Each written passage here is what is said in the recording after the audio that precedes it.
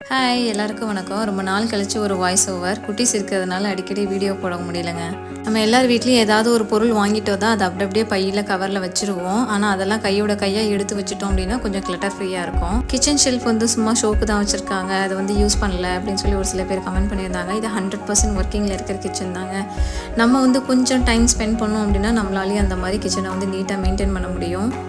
அங்கே யூஸ் பண்ணுற இந்த ஸ்பைஸ் ஜார்ஸ் எல்லாமே டிமார்ட்டில் வாங்கினது தான். நல்லா ஸ்ட்ராங்காகவே இருக்கும். எல்லாமே அஃபோர்டபுளான ப்ரைஸ் தான். ரொம்ப ஹைஃபை ரேஞ்ச் அந்த மாதிரிலாம் எதுவுமே கிடையாது. எங்கள் வீட்டில் எல்லாருக்கும் ஒரு ஹேபிட் இருக்குது. என்ன அப்படின்னா, மஞ்சத்தூள், சாம்பார் தூள், மிளகாத்தூள், பெப்பர் தூள்லாம் அது ஒரு ஆர்டராக வச்சுருப்பாங்க. அந்த ஆர்டரில் மாற்றி எப்பொழுதும் வைக்க மாட்டாங்க.